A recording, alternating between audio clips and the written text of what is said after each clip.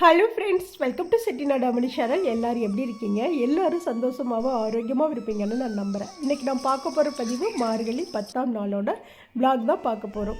கண்டிப்பாக நம்மளுடைய சேனல் ஒரு பெண்களுக்கான சேனல். இந்த சேனலில் பார்த்தீங்க அப்படின்னா பெண்கள் எப்படியெல்லாம் இருக்கலாம் அப்படிங்கிறத பற்றி தான் நம்மளுடைய சேனலில் நான் தொடர்ந்து வீடியோஸ் கொடுத்துட்ருக்கேன். உண்மையாலுமே நல்ல ஒரு வரவேற்பு. இந்த தொடர்ந்து பார்த்தீங்க அப்படின்னா அவ்வளோ ஒரு வரவேற்பு. கிட்டத்தட்ட நம்ம பார்த்தீங்கன்னா 1 lakh சப்ஸ்கிரைபரை ரீச் பண்ண போகிறோம்.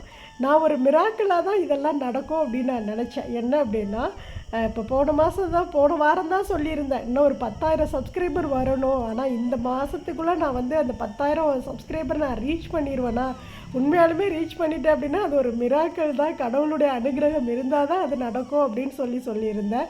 இப்போ பார்த்தீங்கன்னா இன்னும் ஒரு 2 days இருக்குது. ஆனாலும் 95 சப்ஸ்கிரைபர் வந்துட்டாங்க. இன்னும் ஒரு 4,000 சப்ஸ்கிரைபர் தான் வரணும்.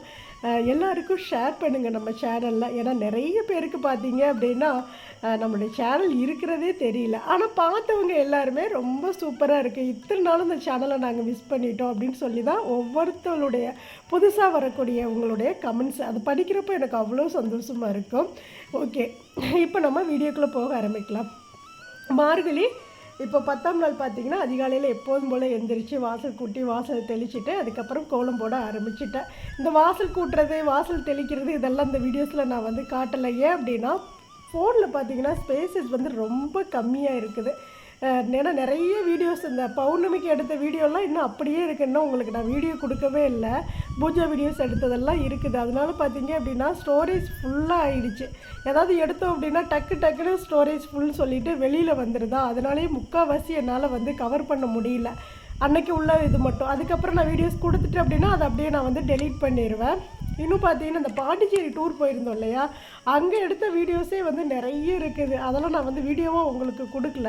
சரி, அதை சிஸ்டத்தில் ஏற்றி வச்சிட்டோம் அப்படின்னா அதில் நாங்கள் போனது வந்தது பீச்சில் நடந்தது பசங்க கூட அரட்டை அடிச்சுக்கிட்டு அப்படியே ஜாலியாக சுற்றிட்டு இருந்தது இதெல்லாம் பார்த்தீங்க அப்படின்னா அது ஒரு மெமரிஸாக இருக்கும் அப்படின்னு சொல்லிட்டு அதை அழிக்கக்கூடாதுன்னே வச்சுருக்கேன். ஏன்னா நாளைக்கு நம்ம இருக்கிற காலமோ இல்லாத காலங்களோ அது அப்படியே ஒரு நினைவுகளாக இருக்கும். ஃபோட்டோவோட வீடியோஸ் நம்ம பேசுனது எல்லாமே குரலெல்லாம் இருக்கும் இல்லையா. அதனால் அதை அழிக்காமலே வச்சுருக்கிறதுனால தான் அவ்வளோ ஸ்டோரேஜ் ஃபுல்லாக மொபைல் ஃபுல்லாக இருக்கிறதுனால என்னால் நிறைய வீடியோஸில் கவர் பண்ணாமல் போயிடுது. இதில் இந்த வீடியோ ரொம்ப சுருக்கமாக தான் எடுத்திருப்பேன். ஏன்னா உண்மையாலுமே வீடியோவை எடுக்க முடியல, ரொம்ப எரிச்சலாக இருந்தது என்னடா அப்படின்ட்டு. அப்புறம் சரி என்ன பண்ணுறது, கொஞ்சம் அப்படியே சிஸ்டத்தில் ஏற்றணும். எனக்கு சிஸ்டத்தில் தனியாக உட்காந்து ஏற்றுறது எனக்கு தெரியறதில்ல. அதனால் பார்த்தீங்கன்னா சிஸ்டம் நம்ம வீட்டில் இருக்குது, அப்படியே மூளையில் மூடி இருக்குது. ஆனால் எனக்கு அது தெரியறதில்ல. ஒரு டைம் தம்பி மொபைலில் உள்ளதெல்லாம் ஸ்டோர் பண்ணி கொடுத்தான். இப்போ பாண்டிச்சேரி போயிட்டு நானும் அதை ஸ்டோர் பண்ணி கொடுங்கடான்னா இப்போ பண்ணுவோம் நாளைக்கு பண்ணுவோன்னு இப்படியே ஓட்டிட்டு அவன் காலேஜும் போயிட்டான். இனிமேல் தான் பார்த்தீங்க அப்படின்னா இன்றைக்கி செஞ்சிருவேன் அந்த வேலையை. கம்ப்ளீட்டாக சிஸ்டத்தில் ஃபுல்லாக டவுன்லோட் பண்ணிவிட்டு அப்புறம் அதெல்லாம் அழிச்சிட்டேன் அப்படின்னா இன்னும் பார்த்தீங்கன்னா ஃபுல் டே வேலைகள் எல்லாமே உங்களுக்கு ஒரு பெரிய லாங் விலாகாகவே வரும். நிறைய பேருக்கு பார்த்தீங்க அப்படின்னா நம்ம சேனலில் ஷார்ட்ஸாக வீடியோ கொடுத்தாவே பிடிக்கிறதில்ல. அக்கா நீங்கள் லாங் வீடியோ கொடுங்க அப்படின்னு சொல்லி தான் நிறைய கமெண்ட்ஸ் வருது. அதனாலேயும் உங்களுக்கு பிடிச்ச மாதிரி லாங் வீடியோ தான் நானும் தொடர்ந்து கொடுத்துட்டே இருக்கேன். நம்ம சேனல் அப்படியே பார்த்தீங்கன்னா செம்ம க்ரோத். இந்த மாதம்லாம் உண்மையாலுமே போன வாரம் ரொம்ப டவுனாக இருந்தது. அதுக்கப்புறம் நான் வீடியோஸில் சொல்லியிருந்தேன். இந்த வாரம் உண்மையாலுமே செம்ம க்ரோத்திங். ஒரு நாளைக்கு பார்த்தீங்க அப்படின்னா 1000 சப்ஸ்கிரைபர் கூட வர்றாங்க. அவ்வளோ ரீச் ஆகிடுச்சு. ரொம்ப நன்றி எல்லாருக்கும். எல்லாமே உங்களால் மட்டும்தான் இதெல்லாமே நடக்குது. அப்புறம் நிறைய பேர் அக்கா நான் உங்களை பார்க்க வரணும், நீங்கள் எங்கே இருக்கீங்க, ஒரே ஒரு டைம் உங்களை நாங்கள் பார்த்துட்டு வந்துடுறோம் அப்படியெல்லாம் சொல்கிறீங்க. இதை நான் ஏற்கனவே வீடியோவில் சொல்லியிருக்கேன். இருந்தாலும் நேற்று கமெண்ட்ஸு முந்தா நாள் கமெண்ட்ஸ்லாம் பார்த்தீங்க அப்படின்னா பார்க்க வர்றேங்க்கா அப்படின்னு சொல்கிறீங்க. கண்டிப்பாக நம்ம 1 lakh சப்ஸ்கிரைபர் ரீச் பண்ணதுக்கப்புறம் நான் ஒரு நாள் ஃபேமிலியில் கேட்டுட்டு உங்களுக்கு பார்த்தீங்க அப்படின்னா ஒரு சூப்பராக நம்மளுடைய சகோதரிகள் அத்தனை பேருக்கும் அழைப்பு விடுப்பேன். எல்லோரும் வாங்க, ஒரு நாள் ஃபுல்லாக உங்கள் கூட நான் இருக்கிறேன். என் கையால் விதவிதமாக சமைச்சு உங்களுக்கெல்லாம் நான் பரிமாறணும் அப்படின்னு நான் நினைக்கிறேன். என்னோடய சமையல் நீங்கள் எல்லாம் சாப்பிடணும்ல. இத்தனை நாள் என்னோடய ஹஸ்பண்டு பசங்க தானே கஷ்டப்பட்டுட்டு இருக்காங்க. அதனால் நீங்களும் கஷ்டப்படணும். உங்களையெல்லாம் யாரையும் விட மாட்டேன். எல்லாரையுமே நான் கூப்பிடுவேன், எல்லோரும் வரணும்.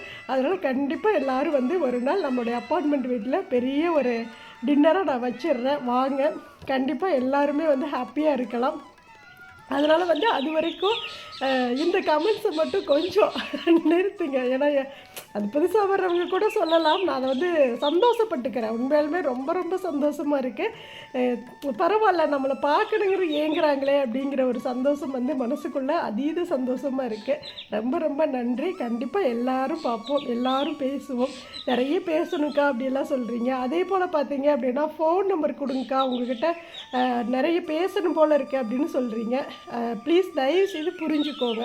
ஏன் அப்படின்னா சோசியல் மீடியாவில் நம்ம வந்து ஃபோன் நம்பர்லாம் கொடுக்க முடியாது. எல்லோரும் நல்லவங்க தான், இருந்தாலும் வந்து பார்த்திங்க அப்படின்னா அது தேவையில்லாத பிரச்சனைகளில் கொண்டே விடும். அதனால தான் நான் வந்து நம்பர் கொடுக்குறதில்ல அப்படின்னு நான் வந்து உங்களுக்கு கமெண்ட் பண்ணுறேன். யாரும் தப்பாக நினச்சிக்காதீங்க. என்னடா நம்ம கேட்குறோம் மூஞ்சில் அடித்த மாதிரி சொல்கிறாங்களே அப்படின்லாம் யாரும் யோசிச்சுக்காதீங்க.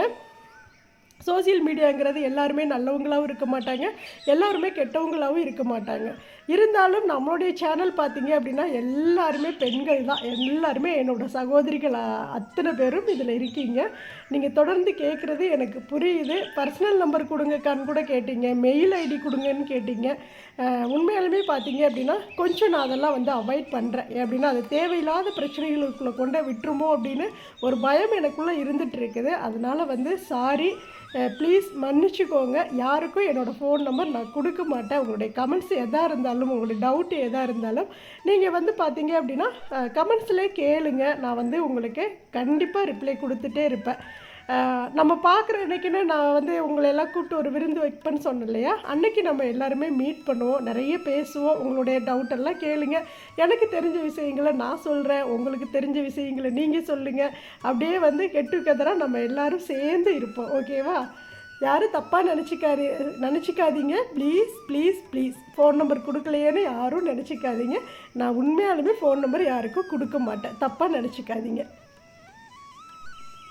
அதுக்கப்புறம் ஒரு சிஸ்டர் வந்து தொடர்ந்து கமெண்ட்ஸில் கேட்குற ஒரே ஒரு பதில் ரிப்பீட்டாக 2 நாளாக கேட்டுகிட்டே இருக்கீங்க.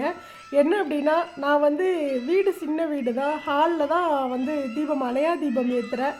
அது வந்து ஃபேன் போட்டோம் அப்படின்னா அது அணைஞ்சிருது. அது நாங்கள் என்ன பண்ணணும் சிஸ்டர், அதுக்கு ஒரு ஐடியா கொடுங்கன்னு கேட்குறீங்க.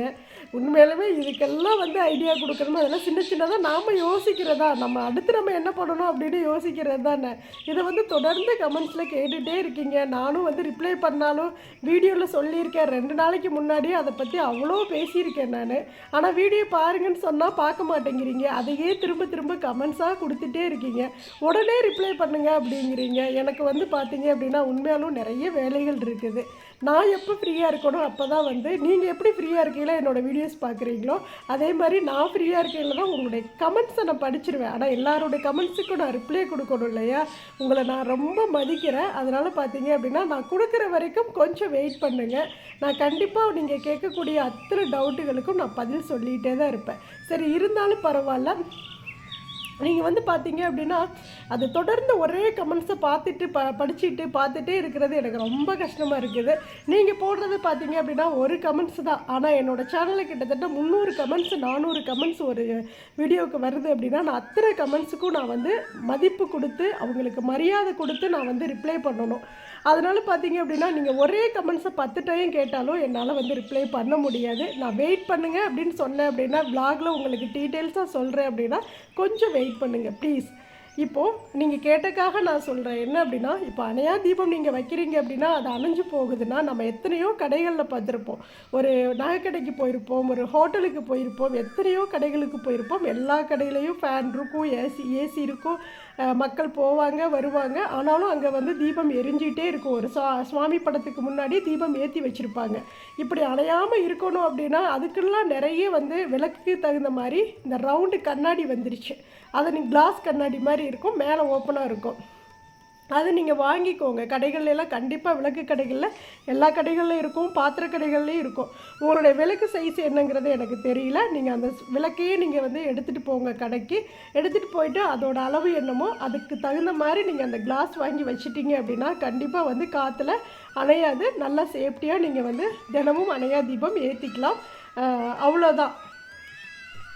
அப்புறம் ஒரு சிஸ்டர் வந்து கமெண்ட்ஸில் கேட்டிருந்தீங்க, அக்கா நீங்கள் என்ன கேமரா வச்சு யூஸ் பண்ணுறீங்க அப்படின்னு. நான் வந்து கேமராலாம் என்கிட்ட கிடையவே கிடையாது. கையில் இருக்கிற என்னோடய மொபைல் ஃபோன் மட்டும்தான் நான் வச்சு யூஸ் பண்ணுறேன்.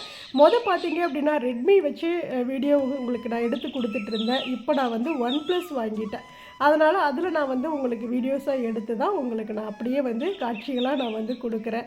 நிறைய பேருக்கு என்னோடய ஷார்ட்ஸ் ரொம்ப பிடிச்சிருக்கு. அதில் உள்ள சாங்ஸ் எல்லாம் அவ்வளோ சூப்பராக இருக்குதுன்னு சொல்கிறீங்க.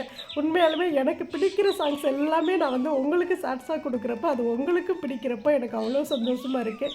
எல்லோரும் சப்போர்ட் பண்ணுங்கள். அதே போல் பார்த்தீங்கன்னா இந்த யூடியூப்பில் வந்து வீடியோ எப்படி நீங்கள் வந்து எடுத்து அப்லோட் பண்ணுறீங்க அப்படின்னு சொல்லி நிறைய டவுட் கேட்டுகிட்டே இருக்கீங்க.